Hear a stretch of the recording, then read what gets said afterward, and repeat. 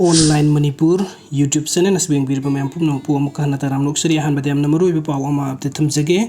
खंबीनब लैतबदगी लमहेनब कुकी मिलिटेंट सिंगना लान अमुक होरगले मोइदोंगपोक खुनौद बॉम कापसिल लखरे कैथेल मानमिंद नोंमै कापसिनदुना युम मै थाखरे पाछोई पुलिस स्टेशन की मनुंग चनबत नतना पुलिस की आउटपोस्ट अमा पुलिस स्टेशन अमा लैबगी मथक्ता 9 असम राइफल्स की सेक्टर अमसुंग CRPF की पोस्टिंग इकोई क्वेश्चन लेरिबा कैथेन मानबिदे ngasi नुमिदांग पुंग तरा तारमदाइद लमहेन टू हेन कुकी मिलिटेंट सिंग मफम असिगी खुंबोंग मयुम रिजोर्ट हाइना खंगनबा मफम अमगी मनिंग थंगबा सरुकता लैबा मितैगी युम अनि नोंमै कापसिलबा मतुंग मै थादोकलमले हाइरि थौदोक असिगी मांगोइना ngasi नुमिदांग पुंग निपाल लोम तारमदाइदा मोइदोंगपोक खुनौदा लैबा खुंबोंग मयुम राजेन सही हुंफुगा माथोई कौवा मियोय अमगी संगोई मथक्ता कुकी मिलिटेंट सिंगना कापसिलखिबा फुट अमरोम सांगबा बॉम अमसु तारखरे हाइरि बॉम अदो पखाई हौदबदगी जिंगा मथक्तगी ओनथरकलगा संगोईगी सुरीदा ताखी अदुबु नुंगयाई मतुंग फावदा मफम अदुदा पुलिस पर्सनल सिंग लागलबसु बॉम एक्सपर्ट यौरक्तबदगी अदुमक तादुना लैरि हाइना युम्बु असिगी मसानुपा KS रोमियोना पाउसे असिदा फोंदोरखी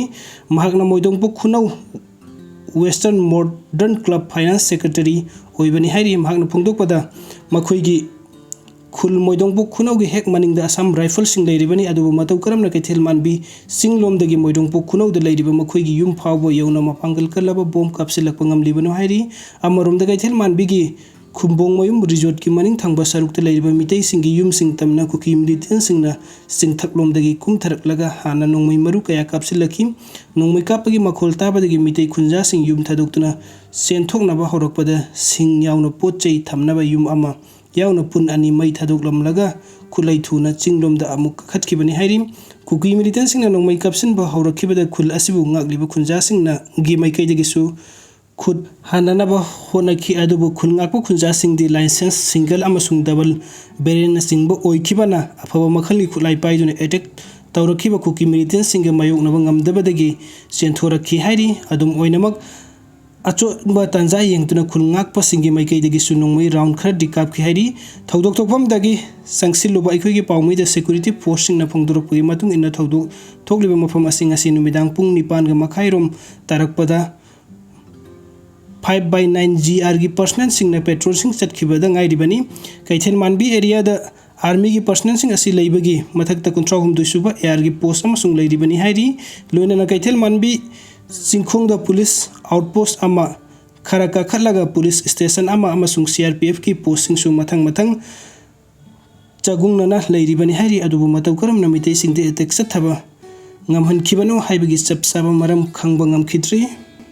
अदुगा मथंगी अपडेट्स चुराचंदपुर की तुरेन अमदा पुमथरबा नुपागी हक्सांग अमा लेरमने ngasi चुराचंदपुर PS ना कोनोमफम अमदा चेनबा तुरेन अमदा पुमथरबा नुपागी असि हक्सांग अमा लेरमबदगी पुलिसना थौरीना सिंगबसिन अदुन हक्सांग अदु लौखरलबा मतुंगदा मयुंग मथा खांगदोक नबा पोस्टमार्टम एग्जामिनेशन तौनबगीदमक्ता चुराचंदपुर डिस्ट्रिक्ट हॉस्पिटल की मिरेन सिंगदा थमख्रे हक्सांग अदु तुरेनदा ताउदुन लैरे हाइबगी पाउ फंगबगा चुराचंदपुर PS की टीम अमा पंथदना संगलखि लोइना थौदोक अदुगी मतंगदा CRPCC की सेक्शन 174 की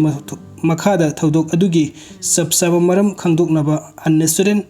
डेथ केस अमा रजिस्टर तौदुना थबुक लौखटले हाइरि मतम कक्तना NIS2 द इकोनॉमिक ब्लॉकेज चथगदौरी कांगपोकपिदा बेस तौबा कमिटी ऑन ट्राइबल यूनिटी कोर्टुना चथखिबा नेशनल हाईवे सिंग थिंजिनखिबगी थबुक हंदोकले हाइनिंगासी लाउथोखिबा नुमित मक्तदा सेनापति डिस्ट्रिक्ट स्टूडेंट्स एसोसिएशन ना मणिपुरी लेंगाकना सेनापति डिस्ट्रिक्ट खुदक्तगी थिंजिनदुना थमलगलिबा मोबाइल इंटरनेट सर्विसिंग असी नुंथिन पुंग तरुक तगिना हयेंग नुंथिन पुंग तरुक फावबगी मनुंगदा हंदोक्त्रबदी नेशनल हाईवे अनिदा मतम कक्तबा इकोनॉमिक ब्लॉकेज खुंजिंग चथरगनी हाइना लाउथोखरे वफम असी एसोसिएशन असिगी पब्लिसिटी एंड इन्फॉर्मेशन विंग ना थोरकपा सुरन अमना फोंदोखिबनी अदुगा मथंगी अपडेट असुना सीरे लौना रोबा कुकी अमा मयुमदा हलखरे अंगकपा थौदोक अमदा स्टेट असिदा कंगलुक मसेलगी अकनबा लान थोरकपदगी मफम खंगदना लेरक्तुना इमुंग मनुंग अमसुंग मियामना फावबा लान असिगी मनुंगदा सिरमलगनी हाइदुना लेरखिबा मसागी चही 94 लोम सुरबा कुकी नुपा अमा मयुमदा Hingna हलकपदा ngakpana kham thingnakhre sire lawna ro matungda mayumda halakhraba mi adugi maming satkhotang kipken kawi kangpokpi district tagini mahakna han makhai yumda hanjelakhiba tabadu yu ngawraga lan phaichalu badagini haina ngarang police ki team amana NIS2 paringki lengjang village की मफम अमदा ꯊꯦꯡꯅꯕꯗꯒꯤ ꯃꯌꯨꯝꯒꯤ ꯃꯤꯑꯣꯏꯁꯤꯡꯗ ꯈꯨꯠꯁꯤꯟꯅꯈꯤꯕꯅꯤ꯫ ꯄꯟꯕ ꯌꯥꯕꯗꯤ ꯃꯍꯥꯛꯅ ꯃꯐꯝ ꯈꯪꯈꯤꯗꯕꯒꯤ ꯃꯇꯥꯡꯗ ꯀꯥꯡꯄꯣꯛꯄꯤꯗ ꯕꯦꯖ ꯇꯧꯕ committee ꯑꯣꯟ tribal unity ꯀꯣꯇꯨꯅ ꯃꯍꯥꯛ ꯃꯃꯥꯡ ꯊꯥꯒꯤ 30ꯗ ꯃꯁꯛ ꯈꯪꯗꯕ ꯈꯨꯠꯂꯥꯏ ꯄꯥꯏꯕꯁꯤꯡꯅ ꯐꯥꯗꯨꯅ ꯄꯨꯈꯤꯕꯅꯤ ꯍꯥꯏꯅ ꯀ꯭ꯂꯦꯝ ꯇꯧꯈꯤꯕꯒ ꯂꯣꯏꯅꯅ ꯊꯧꯗꯣꯛ ꯑꯗꯨꯒꯤ ꯃꯥꯌꯣꯛꯇ ꯅꯦꯁꯅꯦꯜ ꯍꯥꯏꯋꯦ ꯐꯥꯎꯕ ꯁꯠ ꯗꯥꯎꯟꯒꯤ ꯈꯣꯡꯖꯪ ꯆꯪꯁꯤꯟꯗꯨꯅ ꯄ꯭ꯔꯣꯇꯦꯁ ꯇꯧꯈꯤꯕꯅꯤ ꯍꯥꯏꯔꯤ꯫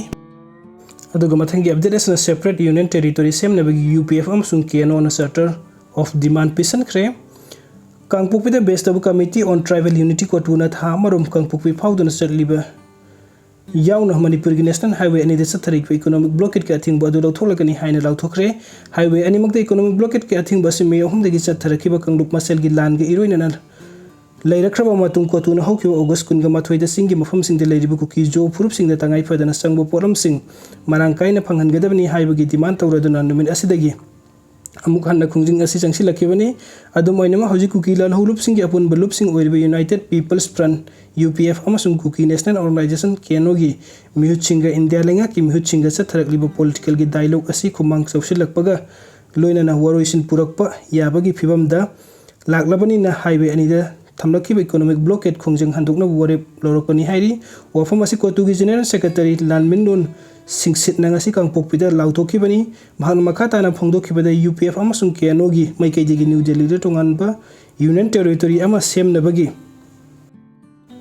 ꯗꯤꯃꯥꯟ ꯑꯃ ꯄꯤꯁꯤꯟꯈ꯭ꯔꯦ ꯑꯃꯁꯨꯡ ꯍꯥꯏꯔꯤꯕ ꯗꯤꯃꯥꯟ ꯑꯁꯤ ꯊꯕꯛꯇ ꯑꯣꯟꯊꯣꯛꯅꯕꯒꯤ ꯋꯥꯐꯝꯁꯨ ꯌꯨꯅꯤꯌꯟ ꯍꯣꯝ ꯃꯤꯅꯤꯁꯇꯔꯗ ꯄꯤꯁꯤꯟꯈ꯭ꯔꯦ ꯍꯥꯏꯔꯤ꯫ ꯂꯣꯏꯅꯅ ꯗꯤꯃꯥꯟꯁꯤꯡ ꯑꯁꯤꯒꯤ ꯃꯇꯥꯡꯗ ꯌꯥꯝꯅ ꯊꯨꯕ ꯃꯇꯝꯒꯤ ꯃꯅꯨꯡꯗ ꯏꯟꯗꯤꯌꯥ ꯂꯩꯉꯥꯛꯀꯤ ꯃꯥꯏꯀꯩꯗꯒꯤ ꯁꯣꯏꯗꯅ ꯊꯕꯛ ꯄꯥꯏꯈꯠꯂꯛꯀꯅꯤ ꯍꯥꯏꯕꯒꯤ ꯊꯥꯖꯕꯁꯨ ꯂꯩꯔꯦ꯫ ꯂꯣꯏꯅꯅ ꯃꯇꯝ ꯀꯌꯥꯒꯤ ꯃꯃꯥꯡꯗꯒꯤ ꯀꯨꯀꯤ ꯖꯣ ꯃꯤꯌꯥꯝꯒꯤꯗꯃꯛꯇ ꯂꯩꯔꯛꯂꯤꯕ ꯄꯣꯂꯤꯇꯤꯀꯦꯜ ꯏꯁꯨ ꯑꯁꯤꯁꯨ ꯃꯇꯝ ꯆꯨꯞꯄꯒꯤ ꯑꯣꯏꯅ ꯌꯥꯁꯤꯟꯅꯕꯒꯤ ꯐꯤꯚꯝꯗ ꯂꯥꯛꯂꯦ ꯍꯥꯏꯈꯤ꯫ ꯃꯔꯝ ꯑꯁꯤꯅ ꯅꯥꯀꯜ ꯑꯅꯤꯒꯤ ꯃꯔꯛꯇ ꯄꯣꯂꯤꯇꯤꯀꯦꯜ ꯁꯣꯂꯨꯁꯟ ꯄꯨꯔꯛꯅꯕꯒꯤ ꯂꯝꯕꯤ ꯁꯦꯝꯕ ꯑꯣꯏꯅ ꯃꯈꯥ ꯇꯥꯕ ꯋꯥꯐꯝꯁꯤꯡ ꯐꯣꯡꯗꯣꯔꯛꯇ꯭ꯔꯤꯕ ꯐꯥꯎꯕꯗꯤ ꯀꯣꯇꯨꯅ ꯏꯀꯣꯅꯣꯃꯤक ꯕ꯭ꯂꯣꯀꯦꯠꯀꯤ ꯈꯣꯡꯖꯪ ꯑꯁꯤ ꯂꯧꯊꯣꯛꯅꯕ ꯋꯥꯔꯦꯞ ꯂꯧꯒꯅꯤ ꯍꯥꯏꯈꯤ꯫ ꯑꯗꯨꯝ ꯑꯣꯏꯅꯃꯛ ꯀꯔꯤꯒꯨꯝꯕ ꯈꯣꯡꯖꯪꯁꯤꯡ ꯆꯪꯁꯤꯟꯕꯒꯤ ꯃꯊꯧ ꯇꯥꯔꯛꯂꯕꯗꯤ ꯀꯣꯇꯨꯅ ꯐꯤꯚꯝ ꯑꯗꯨ ꯑꯃꯨꯛ ꯍꯟꯅ ꯈꯟꯅꯒꯅꯤ ꯍꯥꯏꯅꯁꯨ ꯐꯣꯡꯗꯣꯛꯈꯤ꯫